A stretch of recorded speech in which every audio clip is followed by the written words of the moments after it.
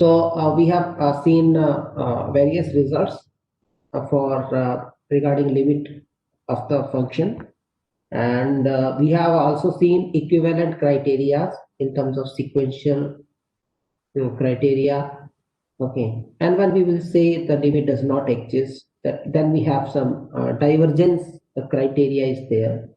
Okay, so another important aspect is here one of the result which says that suppose the limit exists and it is greater than 0, strictly positive number, then you will be always able to find a neighborhood of C over which the function remains positive, strictly positive, greater than 0. Okay, so this is a very good result which is have huge applications. Okay, so that you will see in establishing various results that will be used, okay, to determine the zeros of certain functions and so on. Okay. Right. So similarly, this the result in reverse manner is like a limit extends to C f is less than 0, strictly less than 0. Okay, then you will be able, it is always possible to identify a neighborhood of C where the f of x remain negative, less than 0. So the proof, whatever we will do for positive one, the proof will be similar for the negative one as well. So you just replace f by minus f there, and you know the limit of scalar multiple of a function. If you know the limit function, limit of let's say, you know that limit of x tends to C b time f. So this b is some scalar is same as b time limit x tends to C f of x. Okay, so whenever this limit exists. Okay, so if this is suppose this you are starting with the case b, this limit is greater than 0, then you take b is equals to minus 1 and you can start working. Okay, the result will be straightforward then. Okay, so the proof is very simple. Just you have to follow the definition and create an artificial delta, okay, for which the result follows. Okay, so here is the outline of the proof. So it is given that C belongs to R, be a cluster point of F, and limit x tends to C, F is greater than 0.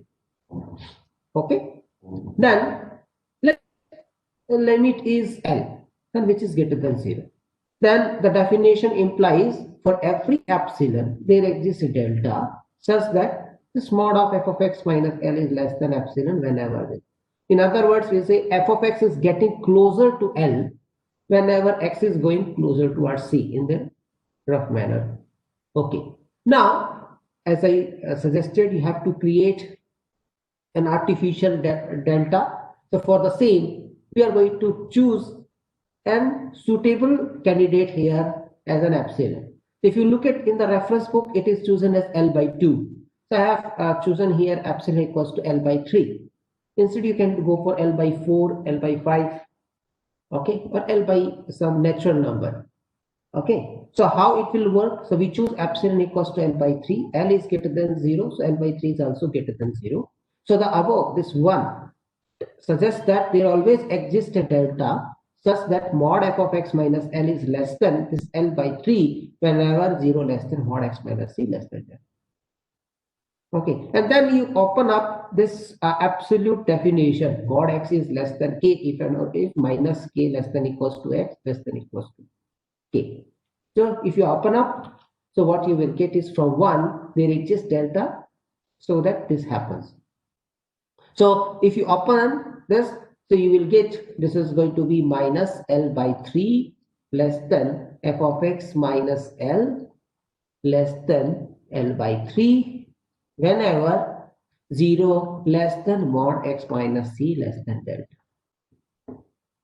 Now you take L sum L as okay, you take L on throughout you are going to put the sum by L. So L minus L by 3 less than f of x less than L plus L by 3.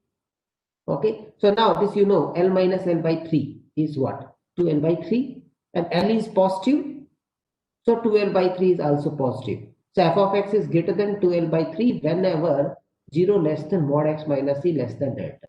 We don't bother what is the upper bound here, that is 4L by 3, but it is f of x remain positive in some neighborhood of delta. Okay. So whenever the limit exists and it is positive, it is always able to you will be always able to identify a neighborhood of C where the function remains positive. Okay, this lies above the x-axis, you can say, right? Okay. Now with this definition, you can define the another concepts called left-hand limit and right-hand limit. So if you recall the definition of limit extends to C f of x is L. So it means that limit exists and it is equals to L. Then for every epsilon, there exists a delta such that mod f of x minus L is less than epsilon whenever this condition is satisfied. Now, if you write down in an equivalent form, this is if and only if x belongs to this interval. So x is not equals to C. So if you open up, this is C minus delta, right? And you open up mod x minus c less than delta is what? Mod x minus c lies between minus delta and delta, and you sum up c throughout the inequality. What you will get is this is equivalent to this here. X belongs to c minus delta to c union c to c plus delta. So only the point x equals to c should be punctured, you can say, from the neighborhood. Okay, so this is what the mean of this is. Now, so there are two cases. What about only if you are only having the result for x belongs to c minus delta c, and another result is when you have x belongs to c plus delta. So there are equivalent definition now, left hand limit and right hand limit respectively. Okay, so we say limit x tends to c minus. So f of, so you are means c minus means from the left of the c it is coming. Okay, means c minus x is positive. Okay, so so it is, if you look at here, this is c, so x is coming from this side, so that is called left hand limit. Limit x tends to c minus from the left side. So f of x is L1. So for every epsilon, there exists delta such that if I want to write in that terms of epsilon, mod f of x minus L1 is less than epsilon whenever x belongs to the left of this c minus delta to c. Similarly, you can go with the result for right hand limit as well. Limit, so you are coming from the right, that is c plus delta. From the delta. So where for every epsilon there exists delta such that this condition satisfied whenever this.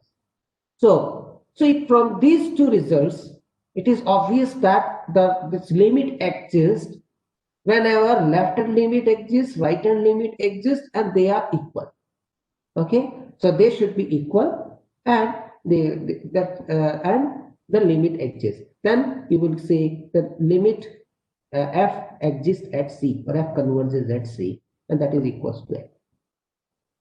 Okay, so there may be chance that left hand limit exists, but right hand limit does not exist.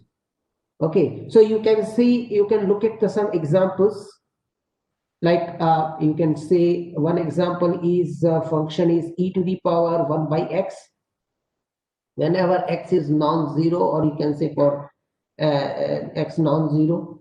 So what about at x equals to 0? 0 is a cluster point of the set. You can say, you can take the set is 1 by n such that n belongs to natural number. So what can you tell about limit x tends to 0 e to the power 1 by x? Okay, so you can discuss the now left hand limit and right hand limit here, and you can see that whenever from the left you are approaching, so x tends to 0 minus, so it will be negative here. So minus 1 by 0 is a very large number, and you know that with negative e to the power will tends to, so you can show that this is 0 minus is going to be 0, and limit x tends to 0 plus e to the power 1 by x is actually going for infinity that you can show by using the argument that e to the power x is greater than equals to or greater than x for every x greater than 0. Okay, for every x greater than 0, this result is always true. Okay, so then you can discuss with e power 1 by x what will happen and how it will be behaving by whenever x is taking 0 plus. Okay, right. So these are two concepts. So left hand limit and right hand limit, and equivalent definition. Whenever they both limit exist and they are equal, then you can say that f converges at c and that value is equals to n. Okay.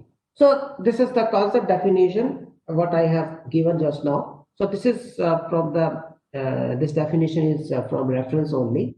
So you can look at there. Okay. So let a subset of R and f is its real valued function, and then you will say limit extend to C plus f is L. Whenever that condition satisfied, for every epsilon bigger than 0, there exists a delta such that for every x in A with this, so x is like, so from C plus, right, x is lies between C to C plus delta. Okay, then f mod f of x minus L is less than epsilon. Similarly, you can define the concept for left hand limit. I'm just skipping this definition. You can look at the reference book as well.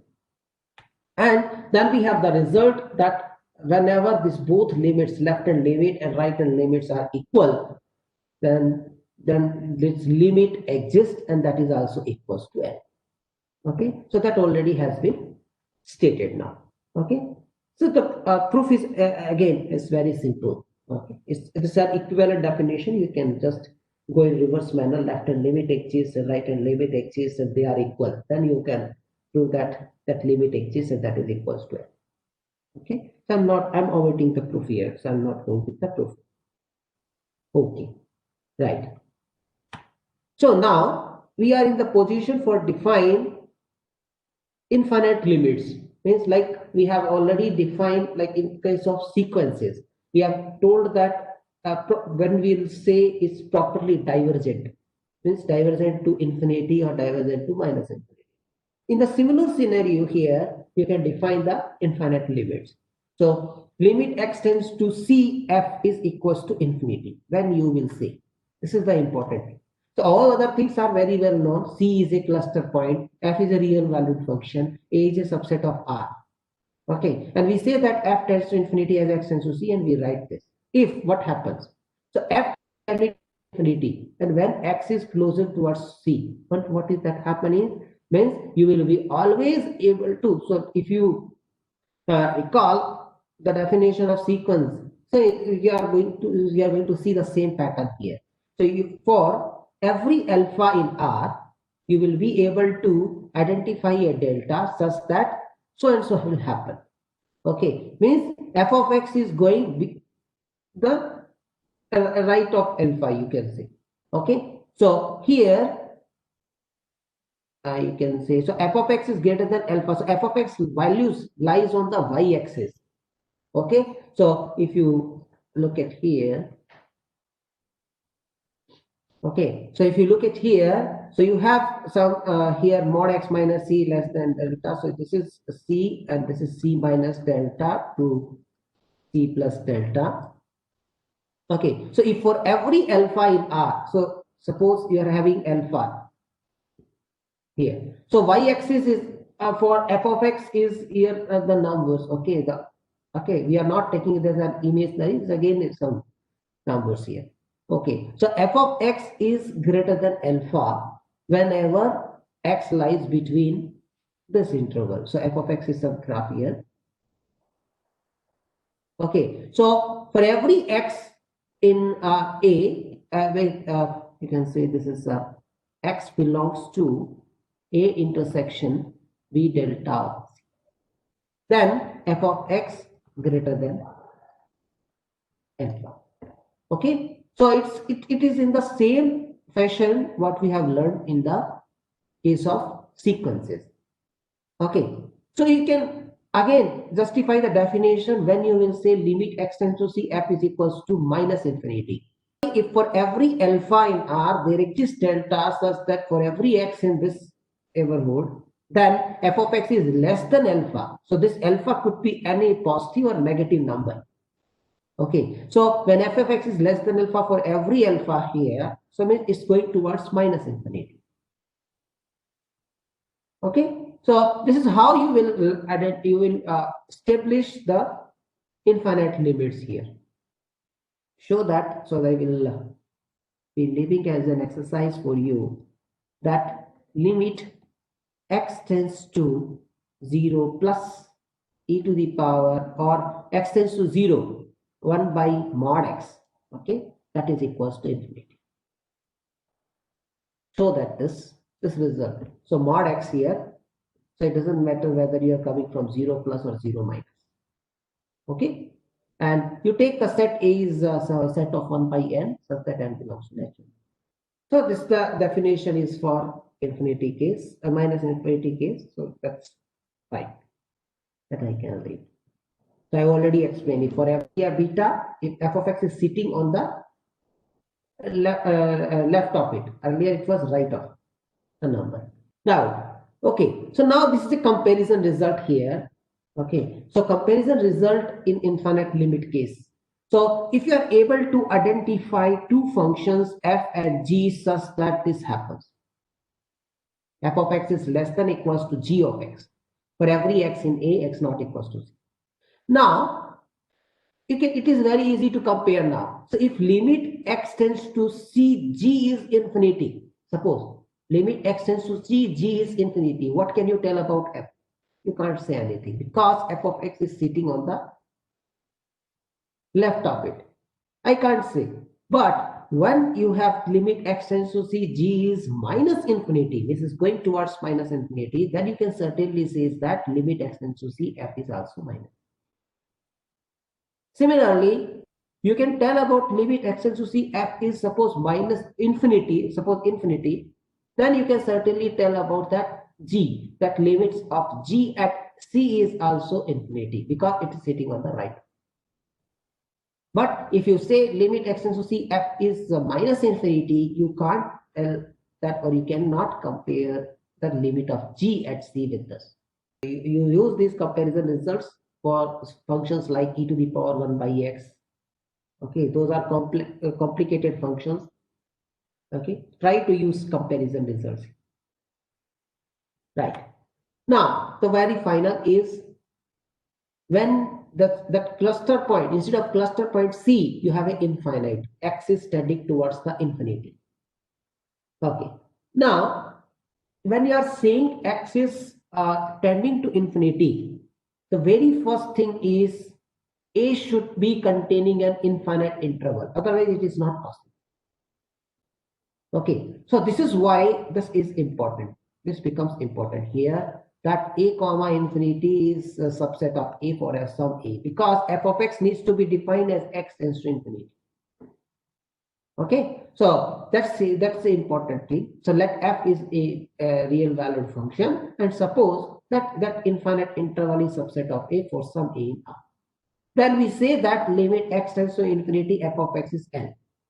When x is going away from delta, you can say. Okay, so for every epsilon bigger than 0, there exists some k in R. Instead of delta now, its k could be negative number as well. So k greater than k may be any natural number, k may be any rational number or irrational number, any real number. Okay, so on the real line, x is going away from that number, then still f of x is sitting the closer to n. For example, limit so you can go with the you can look at the exercise. Limit x tends to infinity e to the power 1 by x. Okay, use this fact here, that to show that limit x tends to infinity a to the power 1 by x is 1. So we want to show this limit x tends to infinity e to the power 1 by x is 1. Okay, now let epsilon is greater than 0 be given. See, Certainly x tends to infinity means what? Now, since x is tending to infinity, this implies x is greater than 1. Not that e to the power 1 by x is greater than 1 plus 1 by for all x greater than 0. Also, 1 by n factorial times x to the power n is less than 1 by x to the power n. So this implies summation 1 by n factorial x to the power n is less than summation 1 by x to the power n. So this is both infinite series. So this series converges. So this series also converges by comparison test. Okay. Now this series will converge because this is a series with common ratio less than 1. So geometric series whose sum is you have a upon 1 minus r. So r is 1 by x here. So that is equals to x upon x minus 1. Okay. So what we have is, so and this series, the middle series is e to the power 1 by x. Okay. So what we have is therefore 1 plus 1 by x is less than e to the power 1 by x less than, this is x by x minus 1, and then you add and subtract 1. So what you will get 1 plus 1 by x minus 1. Okay. Now this implies 1 upon x is less than e to the power 1 by x minus 1 less than 1 upon x minus 1. Right? Yes. Now what you want, this is less than epsilon. Okay. And you want to find a state. So this is always possible. So you can choose. So this epsilon you can choose. This is less than epsilon. Now you can also apply the Squeeze theorem here. Moreover, okay, so this e power 1 by x minus 1 is always positive. So this will always be mod of e to the power 1 by x minus 1 is less than 1 upon x minus 1, which is less than epsilon. We want this is okay, this is less than 1 by 1 x minus 1. Okay, now you can go for 1 by x minus 1 less than epsilon whenever x minus 1 is greater than 1 by epsilon, right? And this implies x is greater than 1 plus 1 by epsilon. So this is a real number k. Okay, this is a real number k for which this mod of e power 1 by x minus 1 is less than epsilon. Okay, so for epsilon bigger than 0, the k epsilon is equals to 1 plus 1 by epsilon belongs to R. There exists this such that mod of e to the power 1 by x minus 1 is less than epsilon for all x greater than kf. So our proof is done. Okay. Also you can use here Sandwich theorem, this theorem. Then there you can show that limit x tends to infinity 1 by x is 0. Limit x tends to infinity 1 by x minus 1 is 0. Then limit of x tends to infinity e to the power 1 by x minus 1 is going to be 0. Then it will establish your result. Okay, right. Now we are in the position of defining the concept continuity. Okay, right. So in the case of limit, we have discarded the fact. In case of limit, we have discarded the fact that C may or may not be the part of the domain where the function is defined. But in the continuity case, we are supposed to have C must be inside A. Okay. So whether it is a cluster point or not, that is in the next case. Okay. So let A is a subset of R. Let f is a real valued function defined on set A. and let C belongs to A. Then we say that f is continuous at C if given any epsilon, there exists delta such that mod of f of x minus f of c is less than epsilon whenever mod x minus c less than. So here, so what the difference in the limit and continuity is that instead of tilted neighborhood of delta c, we are considering the complete neighborhood or neighborhood of c. Okay, so here c point is also included. Okay, and in other words, it is A intersection V delta of C. All points of A as well as inside the delta neighborhood of C. So if f fails to be continuous at C, then we say that f is discontinuous at C. Okay, so when you look at this definition, this is exactly similar to the limit definition.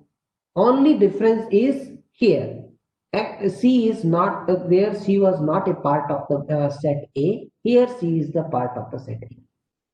Now if C is a cluster point of A, so if C belongs to A and C is a cluster point of A, then the limit definition says that mod f of x minus f of c is less than epsilon whenever 0 less than mod x minus c less than delta means. So you can set the criteria when the function is continuous. Instead of talking about an epsilon delta, now you can talk about the limit. Okay, so if the limit exists or f converges to L at x equals to c, and if the limit is equals to f of c, then you will say the function is continuous. If limit exists and equals to L, and if that limit is equals to the function value at the point C, then you will say the function is continuous. Okay, right. So here is the same thing here. If C belongs to A is a cluster point of A, then f is continuous at C if and only if limit x tends to C, f of x is f of C. So this is the equivalent definition for continuity, right? So the following three conditions must hold for f to be continuous at C. First thing is, the very first thing you need to check is whether f is defined at C or not, well defined value at C or not. Second, limit x tends to C, f of x must exist in R. Okay, the limits must exist. Then the two values f of c and limit x tends to c, f of x must be. Okay. Now, so these are equivalent definition. I think this is there is no any doubt. Now the case is when C cluster point of A, then what can you tell about the function? Whether it is continuous or whether it is discontinuous or something else. Okay, so if function is not continuous at point C, we say that f is discontinuous at C.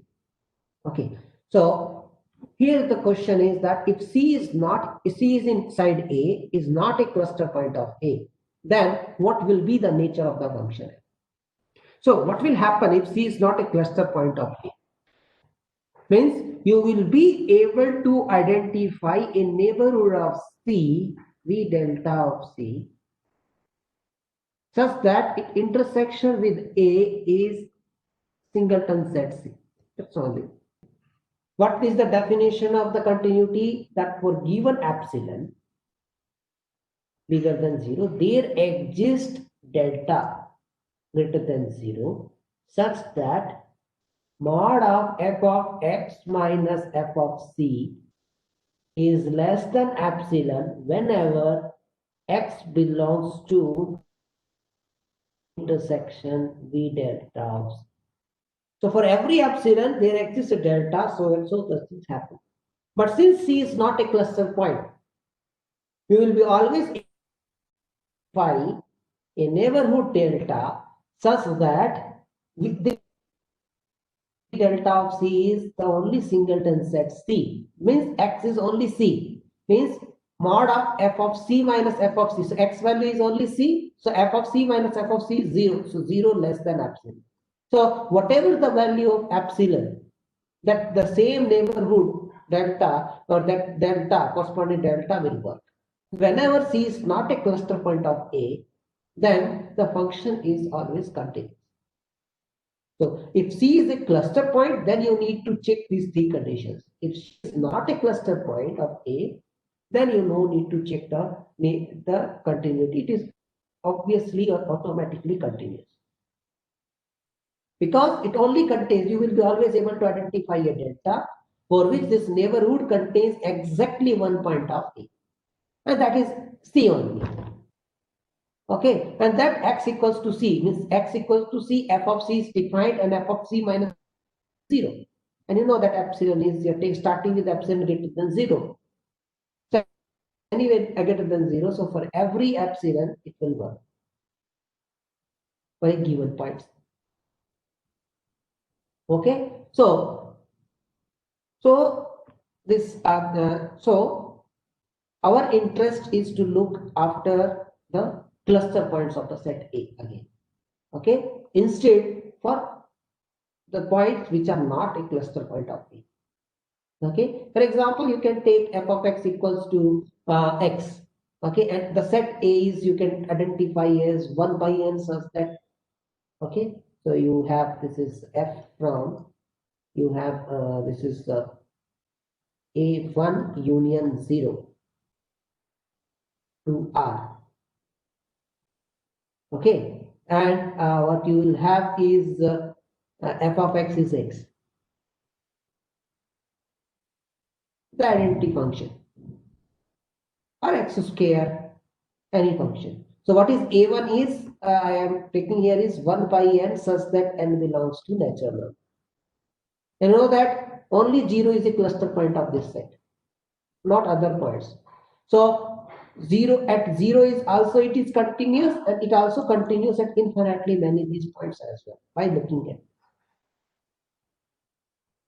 Okay, right. So we need to only worry about the continuity of the function at the cluster point of the set A, not the non-cluster points.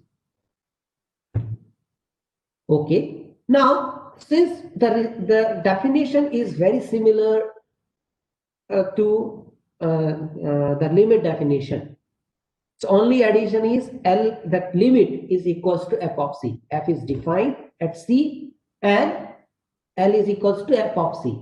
Then the function is continuous. So then you can write down all the results, that sequential criteria, divergence criteria, and so on, equivalent results for the continuous case as well. Okay, right. So here is the results. I'm just stating that then a function f is continuous at the point C if and only if for every sequence in A that converges to sequence f of x and converges to f of C. So it will. So what is the importance of this result is, so you have the, you know that f, let's say f from A to R is a polynomial. So f of x is equals to x, and you know that the continuous at C. Okay, this function is continuous. A is a real number. You can. A is a set of real number. F is continuous function. Okay, then you can show that then by looking at this. Okay, by using this here, you can show that x power n is also continuous. Okay, or indeed mod function. So if you go with the mod function, f of x is equals to mod x, that also continuous, because whenever xn is converges, that mod xn is converges to mod c. You know that result we have stated somewhere back. Okay, xn tends to c. This is implies mod xn is tends to mod c. But converse is need not be true, because mod xn converts to mod c, you have taken xn equals to minus 1 to the power n oscillating sequence. That is not convergence, but it is absolutely convergence. Okay, so modulus function is continuous.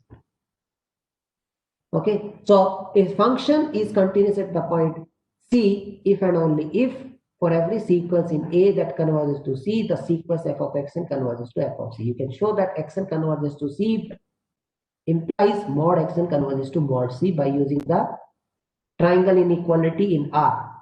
Okay. Another result is you can talk about that this is a new definition here. When you will say a function f is continuous on the set B. Okay, means you will say, or you have already said that it's continuous at the point C inside A. When you will say it is continuous on the set B, means if it is continuous at every point of. Okay, so in other words, if the function is continuous at every point of A, then you will say that function is continuous in A.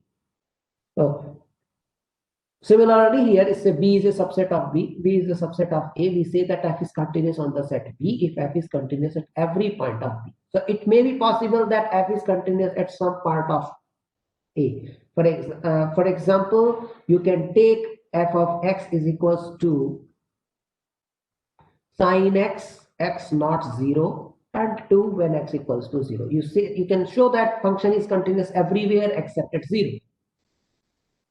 Okay. You can make it continuous by redefining the value at x equals to 0 by 0. Okay. So we say that function is continuous on the set P if it is continuous at every point of. Okay. Now these are the algebra of continuous function. The sum of two continuous function is continuous. Difference of two continuous function is continuous. Product of two continuous function is continuous. Scalar multiple of a function of a continuous function is continuous. Quotient of two continuous function is also continuous provided the denominator should not be 0 over the domain. Okay, and the limit value also should not be 0. Okay, so if h is continuous at C and if h of x is non-zero for all x in A, which h is not non-zero inside A, then f by h is continuous at C. Okay, then modulus function. How will you define the modulus function? Is by taking the absolute value of f. Means, for example, you have f from R to R, and you have defined that f of x is equals to sin x. So this definition will tell you mod f from R to R will be defined as mod f of x is equals to mod of f of x, that is equals to mod of sin. So if you are defining in the mod function in this way, if f is continuous, then modulus function is also continuous. You know that sin x is continuous, so modulus of sin x is continuous. Okay, right. So by using this algebra, you can certainly talk about sum of polynomial of any degree is continuous. Okay. And the next result here, this result, the second B result, will talk about rational function of the form like x square minus 4 divided by x square plus 1. Now, since numerator is continuous, denominator is continuous, and denominator is non-zero on real line. Okay, it's completely non-zero. This function is continuous everywhere on R. Okay, however, if you instead of this, if you use x cube plus 1 divided by, let's say, x plus 1 here, or you can say x minus 1 here. Okay, so numerator is continuous, denominator is continuous. Okay, and denominator does vanish at x equals to 1. So this rational function is continuous everywhere except at x equals to 1, where denominator vanishes. Okay, right. So you need to remove that point from the domain so that the function will be continuous. Okay, right.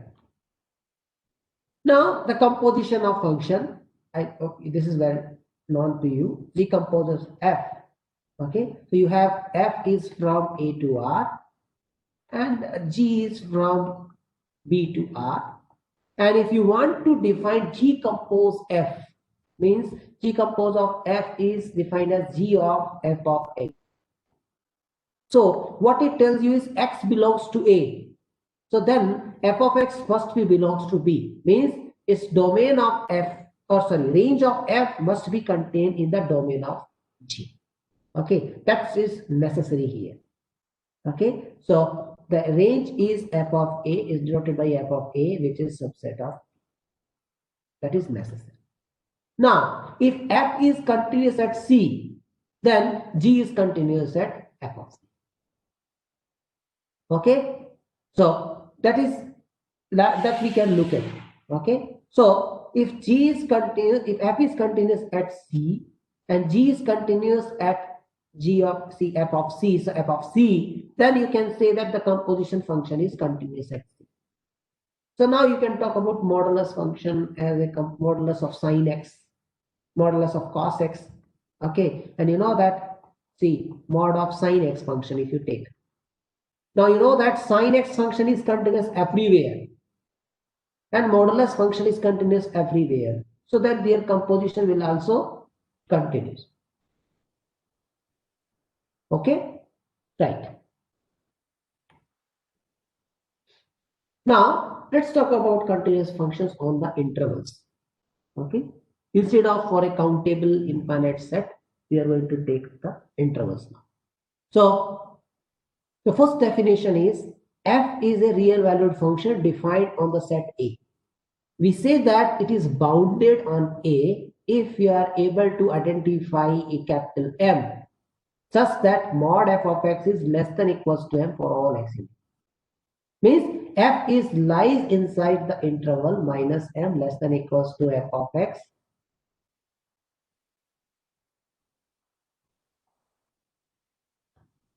minus m less than equals to f of x less than equals to capital M for all x in A. Means the range, the values lies inside the closed interval. Now, what will be the possible negation of this result? Okay, because we are going to relate this now continuity and boundedness of the function. Okay, soon. So, what is the negation of this result? Means f, when we say a set or a function is not bounded on the set. Okay, so if you look at the definition carefully, what it tells is if there exists a constant m such that this condition satisfies. Means there does not exist any constant such that this happens for every x in A. Means what? Means for given m, let's say given m greater than 0, any real number you can say m greater than 0, there always exists a point x in A.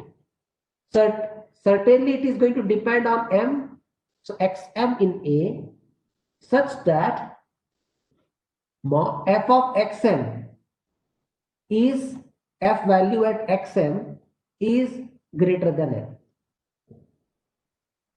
Means it's going out, it's going beyond m. Okay, so for a given m, you take any m, you will be always able to identify an xm in A such that f of xm is greater than m. For example, you can take identity function, okay, f from R to R. F of x is equals to x.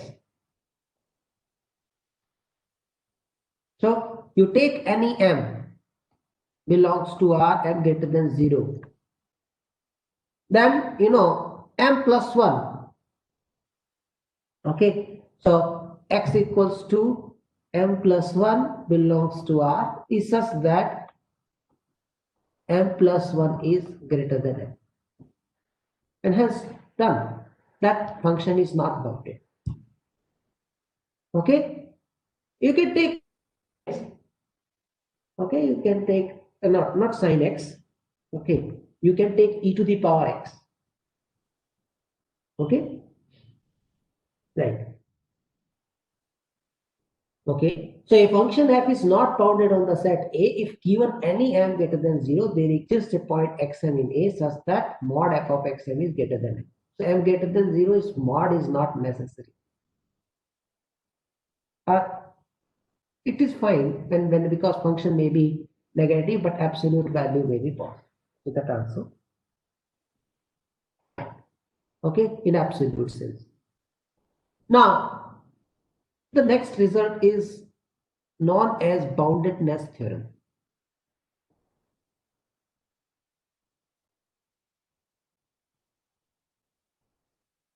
Which says that let I be a closed and bounded interval and let f is continuous on the interval I. In the closed interval I, not that. So here interval is closed and bounded. Then, so if f is continuous on this closed and bounded interval, then f is bounded on I. So let's first realize whether we can remove any of the things here. Can we remove the open? Can we remove the closed interval? Means closeness of the interval? Okay. Can we obtain, is there any example? Okay, counter example. Okay, so you cannot remove any of the condition here. Why? Because you can take the open 0, close 1, and then f of x is equals to 1 by x.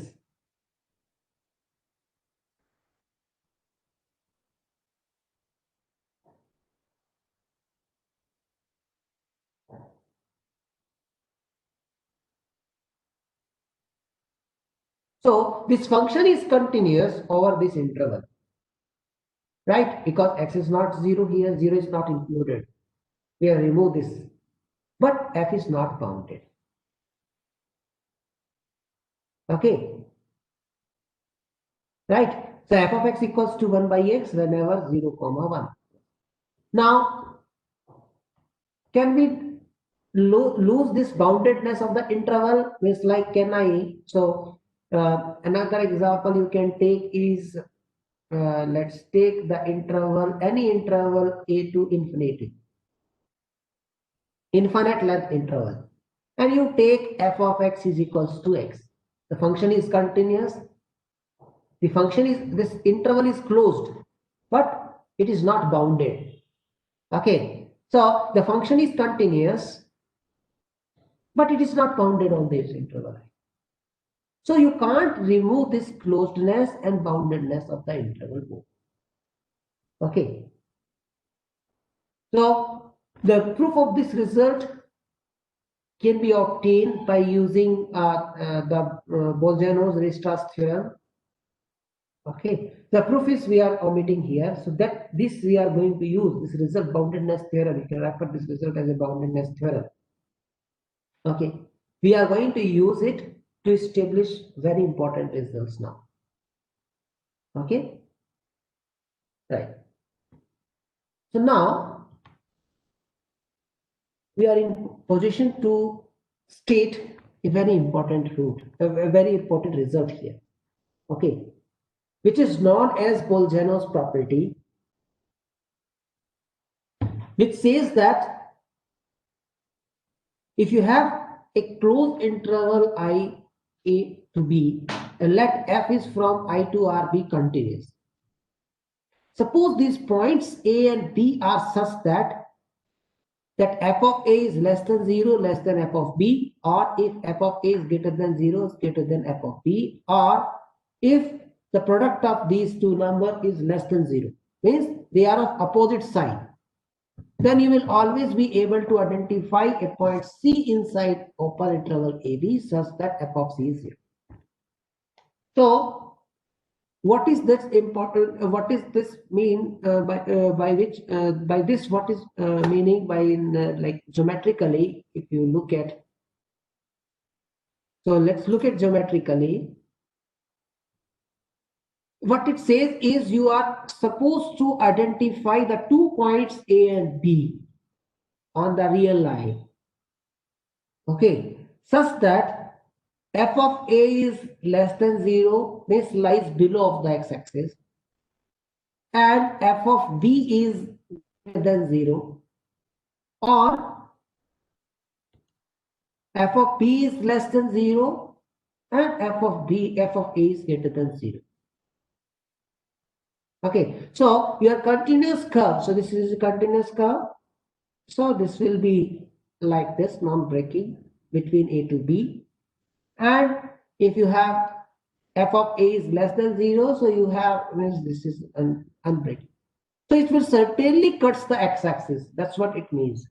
So if you are able to identify the 2 points A and B such that f of A into f of B is less than 0, they are opposite sign, then it always cuts the x-axis. Means the equation f of x equals to 0 has a root. Okay, and which certainly lies inside the interval A to B. Or in other words, at least one root is there. So it may possible that it cuts the x-axis multiple times. Okay, it may be possible more than one time. The cutting with the x-axis is also possible. Okay, so it gives you guarantee that there is at least one real root of the equation f of x equals to 0. Sir, I have one question. Yeah. If the function is x to the power 3 by limit x tending to 0 and x to the power 3 by 2, Pardon? limit x tending to 0, we did the question in last class, x to the Huh. power 3 by 2. Then there we are just taking x greater than 0. So what would be the Limit x tends to 0, x to 0? the power 3 by 2. You are. Yeah. So So we are talking about only 0 plus, yeah, right? Why? Because the function is only defined from only function is yeah, this it's function is can be defined only on a equals to 0 to infinity. You can say. yes. So then Huh. only by checking one side it would work. Uh, No, see, it's with automatic. It's a definition of the function because whenever you are talking about the domain, whenever you are talking about the neighborhood, it is going to be intersecting with the set A. So it will never go on the left of zero. so we are just checking in the defined part. Okay, so because it's a root x function is defined only for positive. Positive number. Yes. Okay. Okay. Yes, sir. Yeah. Any other question?